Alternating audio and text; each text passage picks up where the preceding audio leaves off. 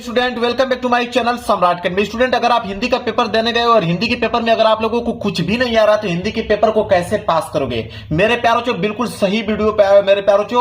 और आज तक का सबसे बेस्ट वीडियो में लेकर आ गया हूं आप लोगों के लिए। पूरे यूट्यूब चैनल पे कहीं पे भी ढूंढ लोगे फिर भी ऐसा वीडियो आप लोगों को देखने को नहीं मिलेगा, मिलेगा तो सिर्फ मेरे ही चैनल पे। अगली साल वीडियो बनाया था मेरे प्यारे बच्चों, 2 मिलियन बच्चों ने वीडियो को देख के गया था। फिर एक वीडियो बनाया था, उस पर 1.5 मिलियन बच्चों ने प्यार दिया था। और जाके कमेंट आज भी चेक कर सकते हो मेरे प्यार चो। अगर आपको विश्वास नहीं है तो आज भी जाके कमेंट देख लो, उसमें से आपको बहुत सारे बच्चे बस यही कमेंट देखने को मिलेगा आपको कि बिल्कुल सर आपके ट्रिक की मदद से मैं पास हो गया हूं, मेरी तैयारी 0% थी। लेकिन आपकी इस वीडियो की मदद से मेरे प्यार बच्चों, यहां पे 70 नंबर का पेपर है ना, या आप क्लास 12th में तो आप 100 नंबर का पेपर रहेगा। आप यकीन में आप लोगों को दिलाता हूं, 70 नंबर का पेपर है तो आप 50 से लेके 55 नंबर आसानी से ला दोगे। अगर आपका 100 नंबर का पेपर है तो आप मेरे प्यार जो 70 से लेके 75 नंबर आप आसानी से ला दोगे। ये मैं बस ऐसा नहीं बोल रहा हूं, जो बच्चे मेरे पे रेगुलर पढ़ते हैं उनको मालूम होगा कि ट्रिक मैं लाता हूं तो एक ऐसा जेन्युइन ट्रिक लाता हूं कि वो ट्रिक 100% काम करेगी। मेरे पास 2026 बोर्ड का एक पेपर है हिंदी का मेरे प्यार बच्चों, और इसको मैं खुद बोर्ड एग्जाम की कॉपी पे सॉल्व करके दिखाने वाला हूं, बिना कुछ पढ़े बिना कुछ याद किए, केवल ट्रिक से मेरे प्यार बच्चों। और ये ट्रिक उन्हीं बच्चों के लिए मैं बता रहा हूं जिनकी तैयारी 0% है, किसी कारणवश वो अपनी तैयारी नहीं कर पाए हैं, वो उनके लिए मैं ये वीडियो बनाया हूं। जितने बच्चे तैयारी किए हुए हैं, रेगुलर तैयारी करते आ रहे हैं, वो बिल्कुल अपना सही से लिखेंगे। लेकिन यह वीडियो उनके लिए है जो बिल्कुल तैयारी नहीं कर पाए हैं। वो चाहते हैं कि मैं 70 में कम से कम 50 या 55 नंबर ला दूं, 100 में कम से कम 70 या 75 नंबर ला दूं, मैं कम से कम पास हो जाऊं। उनके लिए वीडियो बनाया हूं मेरे प्यार बच्चों। चलिए मैं इसको पूरा का पूरा सॉल्व करके दिखाता हूं।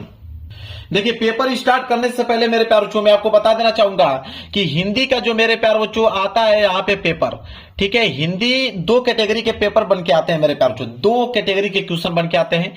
एक आता है आपका सब्जेक्टिव प्रश्न, एक आता है ऑब्जेक्टिव प्रश्न। तो अगर हम बात करें, एक आता है सब्जेक्टिव प्रश्न, एक आता है आपका ऑब्जेक्टिव प्रश्न। तो सबसे पहले हम ऑब्जेक्टिव प्रश्न का ट्रिक बता देता हूं, इसके बाद हम सब्जेक्टिव प्रश्नों को लिख कर दिखाने वाले हैं। देखिए, मैं बताने वाला हूं आप लोगों को ऑब्जेक्टिव प्रश्न का ट्रिक, जिसे हम लोग बोलते हैं MCQ का ट्रिक मैं बताने वाला हूं। और ये जो ट्रिक बताने वाला हूं 100% मेरे प्यार जो ट्राई करके देख लीजिएगा, 100% जेन्युइन ट्रिक आप लोगों को बताने वाला हूं, ठीक है। देखिए, पहला ट्रिक हमारा ये कहता है कि बहुविकल्पीय में MCQ में 4 विकल्प होते हैं। एक आता है आपका ऑप्शन ए, एक आता है ऑप्शन बी, एक आता है ऑप्शन सी और एक आता है ऑप्शन डी। इन्हीं चारों में से कोई ना कोई एक ऑप्शन सही होता है, ठीक है।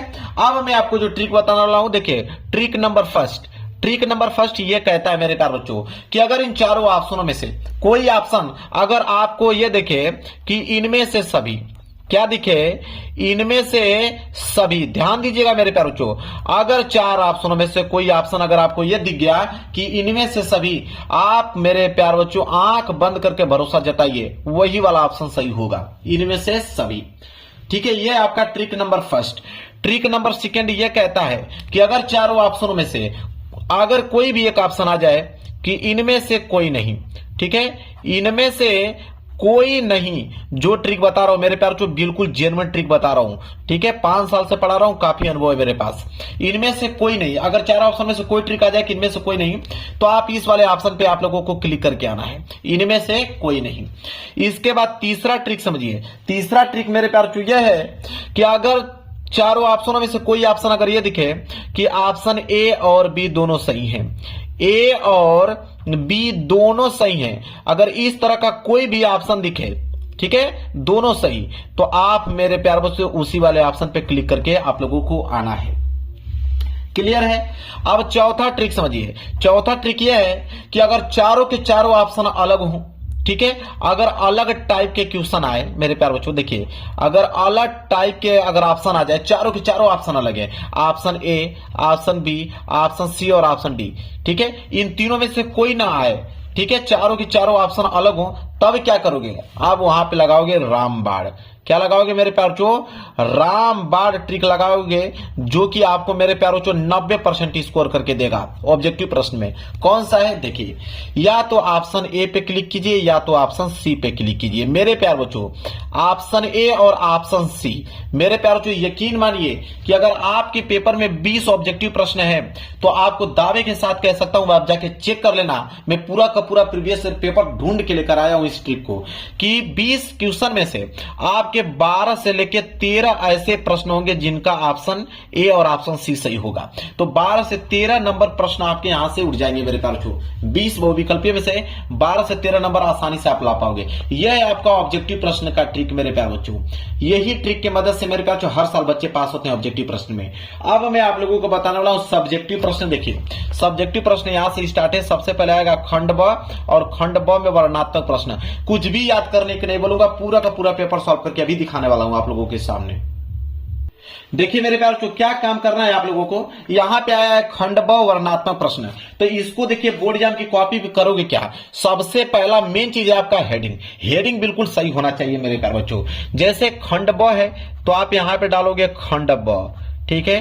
खंड ब था तो आप डालोगे खंड ब, और यह बिल्कुल मेरे पास जो साफ सुथरा आप लोगों को लिखना है। देखिए नंबर कैसे आप लोगों को मिलेगा, एग्जामिनर को कुछ मालूम नहीं चल पाएगा मेरे प्यारे बच्चों, वो पूरा का पूरा आपको नंबर देता चला जाएगा। आपने खंड ब डाल दिया। इसके बाद वर्णनात्मक प्रश्न है तो एक लाइन का गैप छोड़कर आप यहां पे डालेंगे वर्णनात्मक प्रश्न, ठीक है। क्या डालेंगे, वर्णनात्मक प्रश्न मेरे प्यारे बच्चों यहां पे आप डालेंगे। ये आपकी हेडिंग होगी वर्णनात्मक प्रश्न, ठीक है। इसके बाद ब्रैकेट में इसको आप पैक कर दीजिए, और इसके बाद स्केल की सहायता से इसके नीचे आप कर दीजिए मेरे प्यारे बच्चों अंडरलाइनिंग। जो चीज मैं बता रहा हूं वही काम आप लोगों को करना है। देखिए खंड ब वर्णनात्मक प्रश्न, खंड ब वर्णनात्मक प्रश्न मैंने डाल दिया। अब यहां पे प्रश्न संख्या 21 कर रहे हो। देखिए ध्यान समझिए, प्रश्न संख्या 21 है कि निम्नलिखित में से किसी एक गद्यांश पर आधारित सभी प्रश्नों को उत्तर दीजिए। अब देखिए गद्यांश का मैं ट्रिक बता रहा हूं कि किसी भी गद्यांश को आप कैसे सॉल्व करोगे। प्रश्न उत्तर संख्या 21 है तो आप यहां पे डालोगे कि प्रश्न उत्तर संख्या 21, प्रश्न उत्तर संख्या 21, ठीक है। प्रश्न उत्तर संख्या 21, ठीक है। ये हेडिंग हो गया। स्केल की सहायता से इसके नीचे मेरे प्यारे बच्चों आप कर दीजिएगा अंडरलाइनिंग, ठीक है। स्केल की सहायता से आपने अंडरलाइनिंग कर दिया। इसके बाद देखिए, अब देखिए 21 का क दिया है कि 21 का क करने वाले हो कि अथवा करके दिया है पीछे ख, दोनों में से कोई एक ही करना है, ठीक है। या तो क वाला कीजिए या तो ख वाला कीजिए। अगर मेरे प्यारे बच्चों अगर आप क करने वाले हो तो आपको लिखना पड़ेगा यहां पे कि आप क वाला करने वाले हो। तो 21 का क एक तो यहां पे लिख दीजिएगा कि प्रश्न उत्तर संख्या 21 का क आप कर रहे हो। इसके बाद यहां पे लिखिएगा मेरे प्यारे बच्चों संकेत। क्या लिखिएगा, संकेत लिखिएगा मेरे प्यारे बच्चों। देखिए आप यही ट्रिक इस्तेमाल कीजिए, पूरा का पूरा नंबर मिलेगा। संकेत क्या होता है उसको समझिए। संकेत का मतलब होता है कि शुरू की कुछ लाइन लिख लो, जैसे बहुत से लोग, बहुत से लोग, फिर डॉट डॉट करते जाओ, लास्ट की लाइन अच्छी बात नहीं, ठीक है। तो यहां पे लिखोगे बहुत से लोग, लिखोगे कि बहुत से लोग, इसके बाद आप डॉट डॉट करते जाओगे, अच्छी बात नहीं। क्या था, अच्छी बात नहीं, अच्छी बात नहीं। ये हो गया संकेत का काम कर रहा है। कुछ भी याद करने के लिए बोला वो नहीं, पूरा का पूरा पेपर से ही हम लोग लिख रहे हैं। अच्छी बात नहीं, ये संकेत हमने लिख दिया। संकेत लिखने के बाद मेरे प्यारे बच्चों अब समझिए, इसमें आपको दिया है 3 प्रश्न, पहला, दूसरा, तीसरा। पहला प्रश्न बोला है कि उपयुक्त गद्यांश का संदर्भ लिखिए। संदर्भ देखिए कैसे लिखा जाता है, कैसे मेरे प्यारों बच्चों आप संदर्भ लिख के पूरा का पूरा नंबर ले लोगे। देखिए पहला प्रश्न कर रहे हो तो आप लिखोगे पहला, संदर्भ कर रहे हो तो यहां पे हेडिंग डालोगे संदर्भ, ठीक है, संदर्भ। ये हो गया आपकी हेडिंग। इसके नीचे स्केल की सहायता से आप अंडरलाइनिंग कर दीजिएगा। मैं हाथ से ही कर दे रहा हूं क्योंकि समय आप लोगों का बच जाएगा। देखिए स्केल है ना, यहां पे इस तरह रख कर अंडरलाइनिंग कर दीजिएगा। ये संदर्भ। संदर्भ लिखने का तरीका क्या होता है वो देखिए। संदर्भ में लिखोगे मेरे प्यारे बच्चों यहां पे कि ये गद्यांश है तो आप लिखोगे प्रस्तुत गद्यांश। बिल्कुल सिंपल मेरे प्यारे बच्चों, नंबर आपको पूरा का पूरा मिलेगा। लिखोगे प्रस्तुत गद्यांश, प्रस्तुत गद्यांश हमारी पाठ्य पुस्तक, हमारी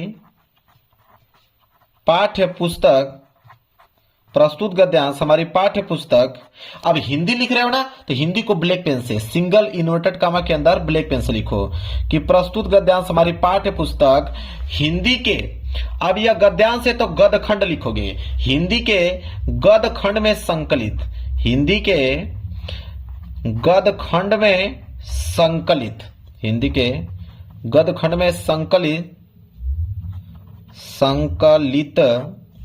अब चैप्टर का नाम लिखना है, किस चैप्टर से लिया गया है। ठीक है, तो यह चैप्टर मेरे प्यारों को देखिए, अब यही दिमाग आपको लगाना है।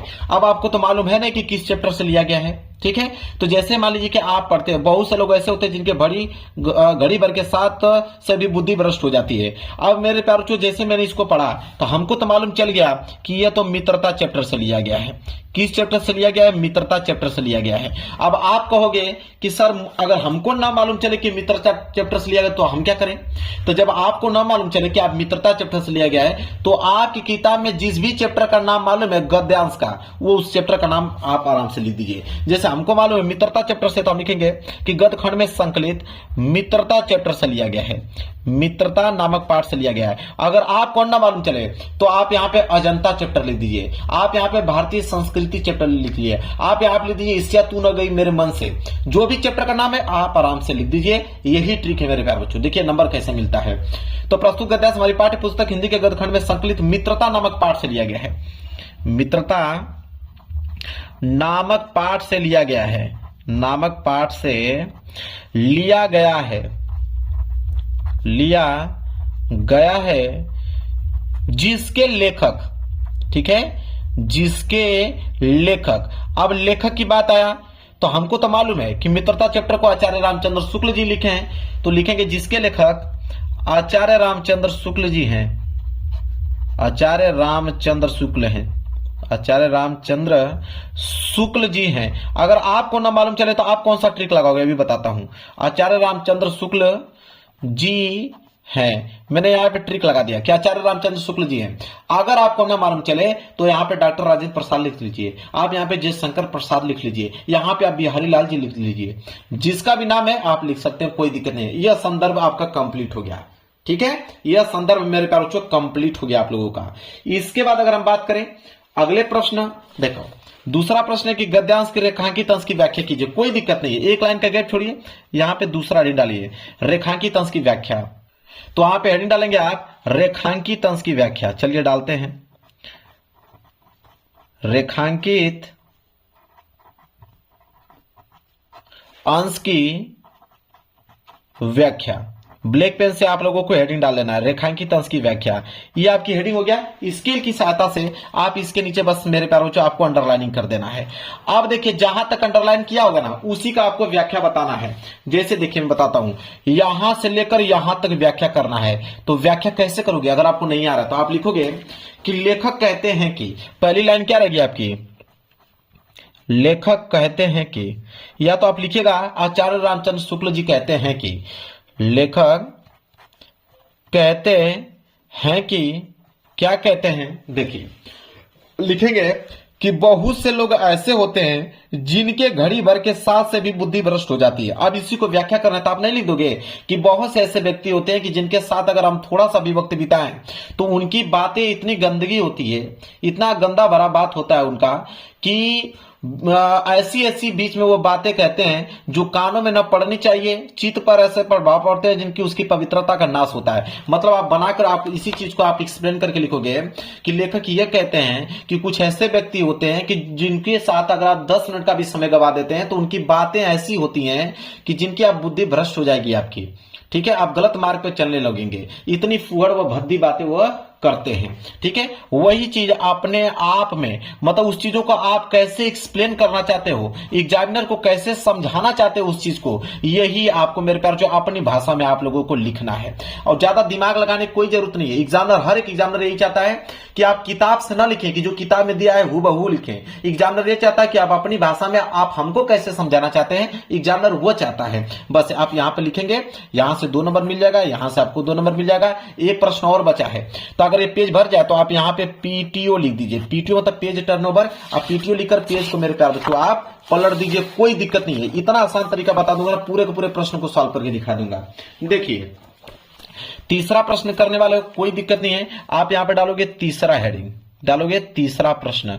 तीसरा प्रश्न क्या है, देखिए बोला है कि किस प्रकार की बातों का प्रभाव व्यक्ति पर जल्दी पड़ता है। तो यहां पे देखिए लिखेंगे कि जिनके घड़ी भर के साथ सभी बुद्धि भ्रष्ट हो जाती है, क्योंकि उतने ही बीच में ऐसी ऐसी बातें कही जाती है जो कानों में न पढ़नी चाहिए, चित्त पर ऐसे प्रभाव पड़ते हैं जिनसे उनकी पवित्रता का नाश होता है और बुराई अटल भाव धारण करने बैठती है। बुरी बातें हमारी धारणा में बहुत दिनों तक टिकती हैं। इस बात को प्राय सभी लोग जानते हैं कि भद्दे व फुहड़ गीत जितनी जल्दी ध्यान में चढ़ते हैं उतनी ही जल्दी गंभीर अच्छी बातें नहीं। यही बोला ना कि इस प्रकार की बातों का प्रभाव व्यक्ति पर जल्दी पड़ता है। तो बुरी बातें, भद्दी बातें, फुहड़ बातें जो होता है व्यक्ति के जल्दी ध्यान पर पड़ता है। तो ये इसी पैसेज में से आपको लिख दोगे। पैसेज को एक बार ध्यान से जब पढ़ लोगे ना तो आप आंसर बना के लिखना चालू कर दोगे, कोई दिक्कत नहीं, इसमें बहुत कठिन वाली चीजें नहीं है। तो देखिए भद्दी बातें, बुरी बातें, फुहड़ बातें जो है व्यक्ति के ध्यान में जल्दी पड़ता है, उसी चीज को अपने भाषा में यहाँ पे लिख दोगे तो एग्जाम आपको 2 नंबर दे देगा। गद्यांश सॉल्व करने का तरीका मालूम चल गया। बताइए, गद्यांश मैंने बता दिया कि नहीं आप लोगों को। अब कभी भी गद्यांश आएगा तो उसको आप आसानी से सॉल्व कर पाओगे। अब बारी आएगी पद्यांश का। प्रश्न संख्या 22, प्रश्न संख्या 22 मेरे प्यारे बच्चों, पद्यांश। अभी हमने गद्यांश का तरीका आप लोगों को बता दिया। देखिए पद्यांश का तरीका क्या होता है, देखिए प्रश्न उत्तर संख्या अगर 22 है तो आप एक लाइन का गैप छोड़कर डालोगे यहाँ पे प्रश्न उत्तर संख्या 22। पूरा का पूरा प्रश्न सॉल्व करके दिखाऊंगा ट्रिक से, एक भी प्रश्न नहीं छोड़ूंगा। प्रश्न उत्तर संख्या 22 का यहाँ पे हम लोग करने वाले हैं क वाला। तो मान लीजिए क वाला करने हैं तो क वाला डालेंगे और स्केल की सहायता से इसके नीचे आप अंडरलाइनिंग कर दीजिएगा। मेरे पास समय नहीं है कि मैं करके दिखाऊंगा, आप लोग कर लीजिएगा। प्रश्न उत्तर संख्या 22 का क। इसके बाद आपने क्या बताया, संकेत लिखना बहुत ही ज्यादा कंपलसरी है, संकेत आपको लिखना ही है। ठीक है, संकेत कैसे लिखना मैंने आपको शुरू में ही बता दिया कि शुरू की कुछ लाइन डॉट डॉट करते जाओ, लास्ट की कुछ लाइन आपको लिख देना है। ठीक है, शुरू की कुछ लाइन डॉट डॉट करते जाना है, लास्ट की कुछ लाइन लिख देना है, ये संकेत का काम करेगा। अभी मैंने गद्यांश में बताया। अब यहाँ पे पद्यांश है, इसमें भी बोला है या तो क वाला करने वाले हो, क वाला नहीं आ रहा है तो अथवा करके दिया है ख वाला। ठीक है, दोनों में से कोई एक ही करना है। मैं क वाला करके आपको ट्रिक बता रहा हूं, आपका मन करे तो ख वाला में भी ये ट्रिक आप लगा सकते हो। क वाला है, 3 प्रश्न है, पहला, दूसरा, तीसरा। पहला कि उपयुक्त गद्यांश का संदर्भ लिखिए। अब मेरे प्यारे बच्चों देखिए, गद्यांश नहीं पद्यांश है, उपयुक्त पद्यांश का संदर्भ लिखिए। पहला वाला प्रश्न कर रहे हो तो पहला लिखोगे, यहां पे लिखोगे संदर्भ। देखिए संदर्भ दोनों में सेम होता है मेरे प्यारे बच्चों, वहां पे गद्यांश होता है, यहाँ पे पद्यांश। तो जो यहाँ पे गद्यांश लिखो यहाँ पे पद्यांश आपको लिखना पड़ेगा, मतलब सेम चीज वही लिखोगे कि प्रस्तुत पद्यांश। वहां पे गद्यांश हमने लिखा था ना, यहाँ पे पद्यांश लिखोगे कि प्रस्तुत पद्यांश हमारी पाठ्य पुस्तक, प्रस्तुत पद्यांश हमारी पाठ्य पुस्तक, प्रस्तुत पद्यांश हमारी पाठ्य पुस्तक हिंदी के। अब यहां पे लिखोगे, हिंदी को मैंने बताया आप लोगों को ब्लैक पेन से लिखना है मेरे प्यारों चो। हिंदी के वहां पे गद खंड था ना, यहाँ पे पद खंड लिखेंगे। हिंदी के पद खंड में संकलित, पद खंड में संकलित। अब चैप्टर का नाम लिखना है कि किस चैप्टर से लिया गया है, देखिए ध्यान से।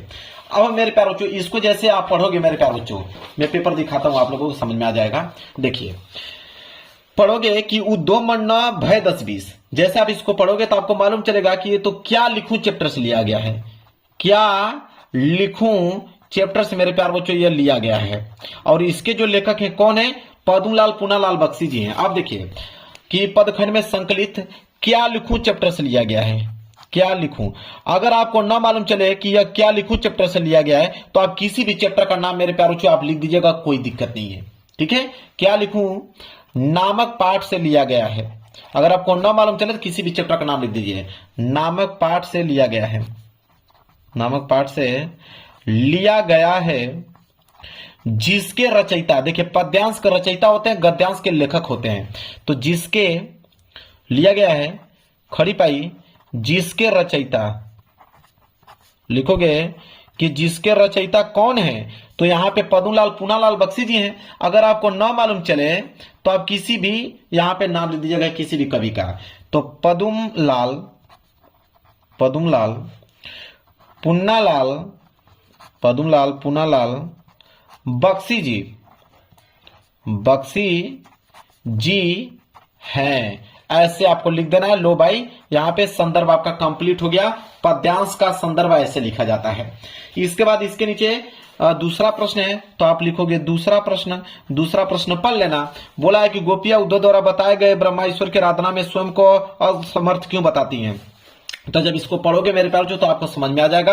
अपने से बनाकर आपको लिखना है।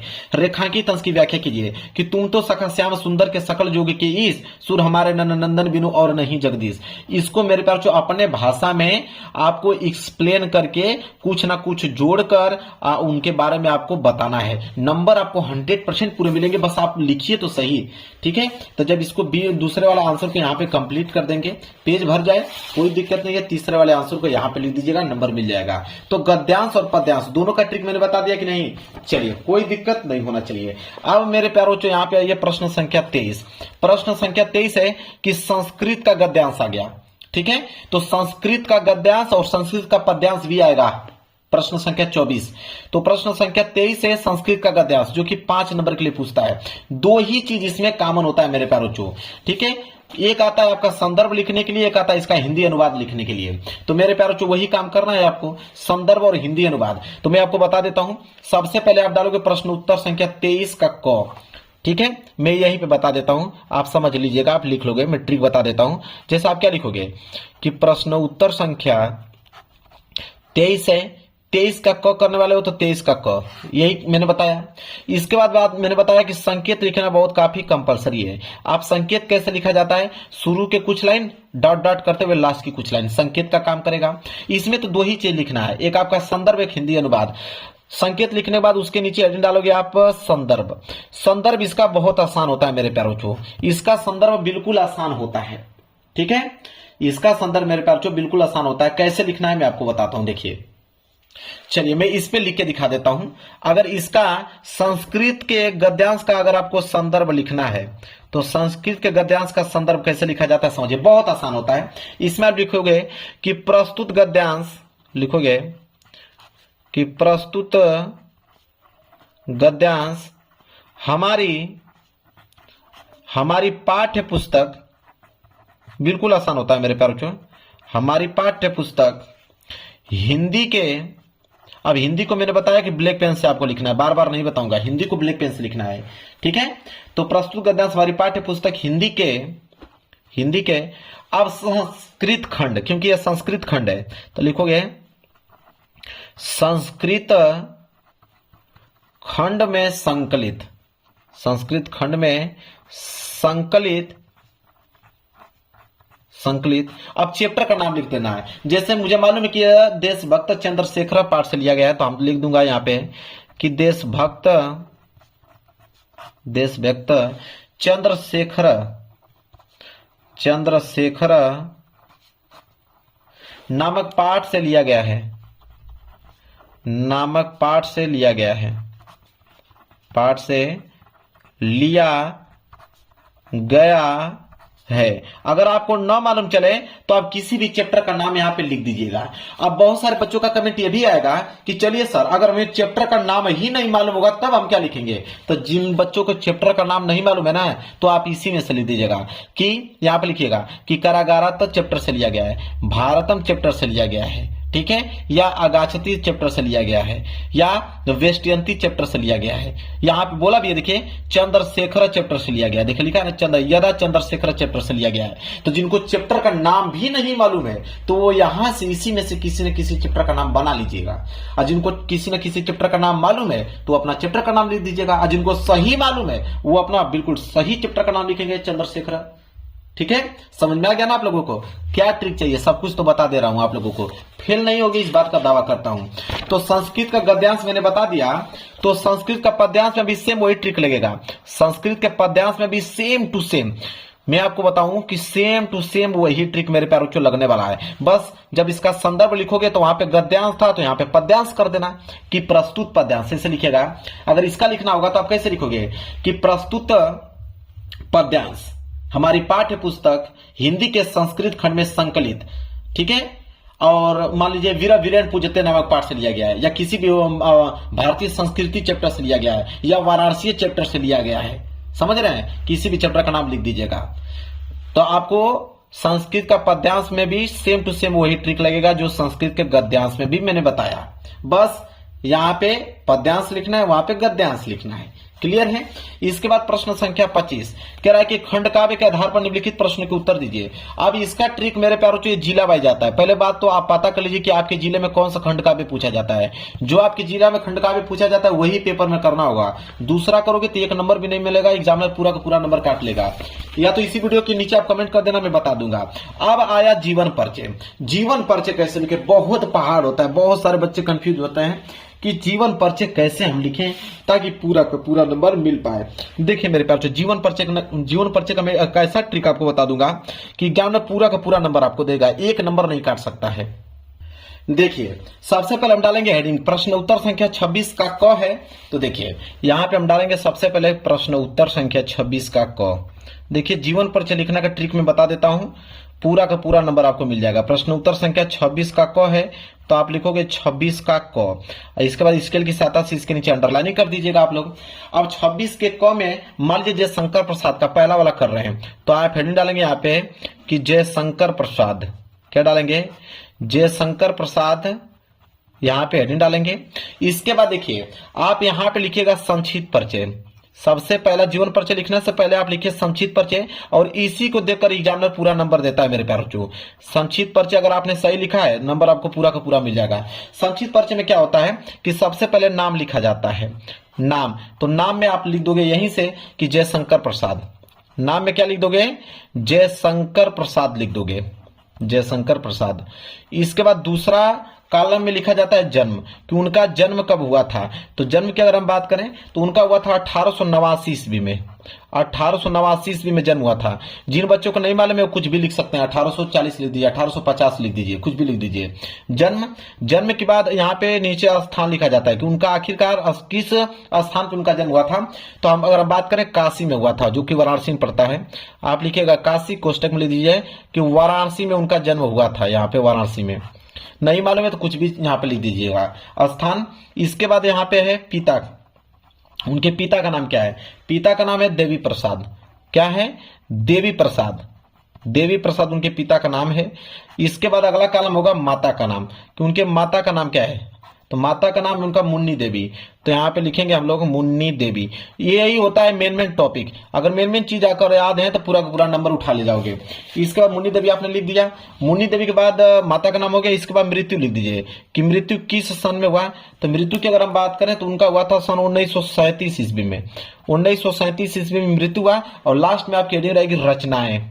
क्या हो जाएगा, रचनाएं, कि उनकी रचनाएं कौन कौन सी है। 2 नंबर रचना पे मिलता है। तो रचनाएं में जैसे ये हो जाएगा कमायनी, कमायनी हो गया, लहर हो गया, झरना हो गया, लहर हो गया। इसके बाद आपका झरना हो गया। ये उनकी महत्वपूर्ण रचना है। लिखने के बाद स्केल की सहायता से यहां से कोष्टक बना लीजिएगा। स्केल की सहायता से कोष्टक में इसको पैक कर दीजिएगा। इसके बाद आप नीचे जीवन परिचय नहीं डालने के बाद लिखिएगा कि जयशंकर प्रसाद का जन्म सन 1889 ईस्वी में काशी में वाराणसी में हुआ था। उनके पिता का नाम देवी प्रसाद तथा माता का नाम मुन्नी देवी था। उन्होंने बचपन में ही कमजोर स्थिति के कारण वो पढ़ाई नहीं कर पाए। उन्होंने घर पे ही स्वाध्याय हिंदी, उर्दू, फारसी भाषाओं का अच्छा अध्ययन किया और उन्होंने साहित्य में भी बड़ा नाम कमाया। और उन्होंने काफी निबंध, साहित्य, ठीक है, आलोचक ऐसे कविताएं उन्होंने लिखा। और किसी रोग के कारण आप लिख सकते हो, जैसे मान लीजिए कि क्षय रोग के कारण इनका मृत्यु हुआ था, कि क्षय रोग के कारण इनकी मृत्यु हो गया। ठीक है, सन 1937 में। रचनाएं, लहर, झरना इत्यादि। समझ में आ गया। इस तरह आप लोगों को मेरे प्यारे बच्चों इनका पीछे जाके पैराग्राफ बनाकर लिख देना है। लेकिन मेन यही होता है, अगर ये आपने सही सही लिख दिया है तो आपको नंबर समझ लीजिए 100% यहीं से मिल जाएगा। चेक करने की कोई जरूरत नहीं है। इतना पॉइंट अगर आप याद कर पाते हो, यही होता है जीवन परिचय लिखने का ट्रिक मेरे प्यारे बच्चों। इतना आसान कोई आपको बताएगा नहीं। एक एक पॉइंट बता रहा हूं कि जिनको कुछ नहीं आता है तो कैसे बनाकर लिखेंगे। ठीक है, समझ में आ गया। चलिए अगले प्रश्न की तरफ बढ़ते हैं। अब अगला प्रश्न क्या है, देखिए जीवन परिचय मैंने उसी तरह कवि के जीवन परिचय में भी आपको ट्रिक लगाना है। अब आया मैंने 27। अब यहाँ पे लिखना है श्लोक। श्लोक लिखना है जो इस पेपर में ना आया हो। आप देखिए श्लोक का एक ऐसा ट्रिक बता दूंगा ना कि जो पूरे के पूरे यूट्यूब चैनल पे कोई नहीं बताया होगा। श्लोक का ट्रिक मैं आपको बता रहा हूं। देखिए श्लोक का ट्रिक यह है, देखिए श्लोक के लिए अगर श्लोक आपको लिखना है तो आपको संस्कृत के पद्यांश पे जाना होगा। संस्कृत के देखिए, ये आपका संस्कृत का पद्यांश है। संस्कृत का पद्यांश बोला कि जो इस पेपर में ना आया हो तो न तो ये वाला श्लोक लिख सकते हैं, न तो ये वाला श्लोक लिख सकते हैं। अगर ये वाला श्लोक लिख देंगे एक भी नंबर नहीं मिलेगा, क्योंकि उसने बोल रखा है कि जो इस पेपर में ना आया हो। ठीक है, अब देखिए श्लोक यहीं से बनाएंगे। देखिए 2 लाइन का श्लोक लिखना है, तो हम क्या करेंगे कि ये जो आप देख रहे हो एक लाइन यहां से उठा लेंगे और जस्ट उसी के नीचे यहां से लेके यहां तक लाइन छाप देंगे। तो जब एक लाइन यहां लिखोगे और जस्ट उसके नीचे यहां पे लिख दोगे, अब एग्जामिनर जब कॉपी चेक करेगा तो उसको मालूम चलेगा कि हाँ आपने कोई ना कोई एक श्लोक लिखा है, वो नंबर आपको दे देगा। तो जब भी श्लोक लिखना हो तो संस्कृत के गद्यांश में चले जाइए, वहीं से बीच में से 2 लाइन उठाकर लिख दीजिए, आपका श्लोक कंप्लीट हो जाएगा। श्लोक क्लियर हो गया मेरे प्यारे बच्चों, कोई दिक्कत नहीं। श्लोक भी मैंने ट्रिक यहां पे बता दिया। अब आएगा मेरे प्यारे बच्चों प्रश्न संख्या 28। प्रश्न संख्या 28 है कि आपके विद्यालय में खेल की सुविधाएं बहुत कम है, आपने विद्यालय के प्रधानाचार्य को पत्र लिखिए जिसमें खेल सुविधाएं उपलब्ध कराने का अनुरोध किया गया हो। देखिए पत्र लेखन का मैं ट्रिक बताता हूं, बिल्कुल बहुत आसान है पत्र लेखन लिखना मेरे प्यारे बच्चों। पत्र लेखन बिल्कुल आसान है, 4 नंबर मिल जाएगा। पत्र लेखन में अगर विद्यालय को आप लिख रहे हो पत्र कि खेलकूद की सामग्री आपके पास नहीं है, तो आप उनके मंगाने के लिए आप लिख रहे हो मेरे प्यारे बच्चों यहाँ पे पत्र लेखन। तो सबसे पहले लिखोगे कैसे, देखिए सबसे पहले मेरे प्यारे बच्चों लिखोगे आप सेवा में। क्या लिखोगे मेरे प्यारे बच्चों, सेवा में। क्या लिखोगे, सेवा में कामा लगाओगे। प्रधानाचार्य को लिख रहे हो तो लिखोगे प्रधानाचार्य, सेवा में प्रधानाचार्य महोदय। बहुत सिंपल है, प्रधानाचार्य महोदय, फिर कामा लगाओगे। अब अपने विद्यालय का नाम लिखिएगा। अब यहां पे क्या लिखेंगे आप, स्कूल नेम, स्कूल नेम अपने स्कूल का नाम, और यहां पे लिखिएगा नीचे स्कूल एड्रेस कि आपकी स्कूल का जो एड्रेस है वो एड्रेस क्या है, तो स्कूल नेम स्कूल एड्रेस इतना लिख दीजिएगा। लिखने के बाद आप हेडिंग डालेंगे विषय। क्या डालेंगे, विषय। किस विषय के बारे में आप पत्र लेखन लिख रहे हो, तो आप लिखोगे विद्यालय में खेलकूद की सामग्री के लिए। लिखेंगे विद्यालय में खेलकूद की सामग्री की ओर, खेलकूद की सामग्री की ओर ध्यान दिलाने हेतु यह हम क्या लिख रहे हैं, विषय। अब मेरे प्यारों इतना हो गया, फिर आप लिखोगे यहां पे महोदय। लिखोगे महोदय, बहुत सिंपल है मेरे प्यारों, महोदय। इसके बाद कामा लगाओगे, फिर नीचे लिखोगे सविनय निवेदन है कि, लिखोगे सविनय निवेदन है कि, सविनय निवेदन है कि। अब यहां पे पूरा का पूरा कहानी लिख दीजिए। सविनय निवेदन है कि मैं आपके विद्यालय के कक्षा 10वीं का छात्र हूं और मैं आपका ध्यान अपने विद्यालय में खेलकूद की सामग्री की ओर दिलाना चाहता हूं। ठीक है, क्योंकि मेरे स्कूल में खेल संबंधित कोई भी सामान नहीं है, इसलिए हमारे जो छात्र हैं, ठीक है, वो अच्छे से खेल नहीं खेल पाते हैं, और जब भी खेल प्रतियोगिता होता है तो उसमें वह क्या होते हैं, विफल हो जाते हैं। ठीक है, आपसे अनुरोध करता हूं कि खेल की सारी सामग्रियां उपलब्ध कराएं ताकि हमारे स्कूल टॉपर हो पाए और हर एक खेल प्रतियोगिता में प्रथम स्थान प्राप्त कर पाए, ताकि आपके भी स्कूल का नाम रोशन हो पाए। यहां पर लिख दीजिएगा धन्यवाद, आपका आज्ञाकारी शिष्य क ख ग। बस काम खत्म। ये हो गया मेरे प्यारे बच्चों आपका पत्र लेखन लिखने का तरीका। मेरे प्यारे बच्चों कोई दिक्कत नहीं होना चाहिए। इसके बाद प्रश्न संख्या 29 है कि निम्नलिखित किन्हीं 2 प्रश्न के उत्तर संस्कृत में दीजिए। मान लीजिए कि यहाँ पे 4 प्रश्न दिया गया है, इन चारों प्रश्नों में से किन्हीं 2 ही प्रश्नों का उत्तर संस्कृत में देना है। तो मान लीजिए यह प्रश्न आ गया कि दानम कस्य मित्र भवति। अगर इसका आपको मेरे प्यारे बच्चों इसका संस्कृत में उत्तर लिखना है, कैसे लिखोगे, तो आप देखिए इसी चीज को उतारिए। लिखेंगे कि दानम कस्यम। ठीक है, अब आगे क्या लिखोगे, अब मैं बताता हूं। संस्कृत का पद्यांश मान लीजिए है ना, तो आप लिखोगे कि हितवार्थवान, ये जो ये वाला वर्ड उठा लीजिए हितवार्थवान, तो लिखोगे हितवार्थवान। तो लिखोगे यहां पे कि दानम कस्यम हितवार्थवान मित्र भवति। ऐसे बीच में कुछ ना कुछ वर्ड यहां से अलग से इंक्लूड कर पूरा का पूरा लाइन छाप दो, आपका आंसर कंप्लीट हो गया। अब इस पेपर का लास्ट प्रश्न मैं दिखा रहा हूं, जो कि मेरे प्यारों जो निबंध आता है 7 नंबर के लिए। यहां पे आपके पास 5 ऑप्शन है, 5 ऑप्शन में से किसी एक विषय पर निबंध लिखना है। तो निबंध लिखने का ट्रिक आप समझ लो कि निबंध अगर आपको नहीं आ रहा है तो ये काम करना कि जब भी निबंध लिख रहे हो इतना ध्यान रखना कि 5 से लेकर 6 हेडिंग उसमें होना चाहिए। 5 से लेकर 6 हेडिंग होना चाहिए, चाहे आप किसी प्रकार से हेडिंग बनाओ। ठीक है, लेकिन 5 से 6 हेडिंग होना चाहिए। और हेडिंग हो रहा है तो जो पहली हेडिंग होना चाहिए और एक लास्ट हेडिंग। ठीक है, तो पहली हेडिंग तो आपका प्रस्तावना होना चाहिए। पहली हेडिंग भले गलत लिखी है लेकिन पहली हेडिंग प्रस्तावना उसमें नजर आना चाहिए। और लास्ट की हेडिंग आपका उपसंहार होना चाहिए। ठीक है, यह 2 हेडिंग आपका होना ही चाहिए। बाकी बीच में आप कोई भी हेडिंग बनाकर लिखे, कोई दिक्कत नहीं है, क्योंकि एग्जामिनर एक प्रस्तावना को देखता है, एक उपसंहार को देखता है। बीच में आपने अगर 3-4 हेडिंग और बनाकर लिख लिया है, आपको नंबर 7 में 7 नंबर मिल जाएगा। अब ये पेपर पूरा हो गया समाप्त। ये मैं नहीं किया हूं कि 10 मिनट में कोई एक ट्रिक बता दिया आप लोग पास हो जाओगे। मैंने पूरा पेपर ही सॉल्व करके दिखाया है, एक एक प्रश्न, कि उस प्रश्न को आप कैसे सॉल्व करोगे। तब मैं दावा कर रहा था कि आप 70 में कम से कम 50 या 55 और 100 में कम से कम 70 या 75 नंबर ला पाओगे। वीडियो पसंद आए तो लाइक कर देना, चैनल पर नए हो तो चैनल को जरूर सब्सक्राइब कर लेना। मिलेंगे एक प्यारे से नेक्स्ट वीडियो में, तब तक के लिए धन्यवाद।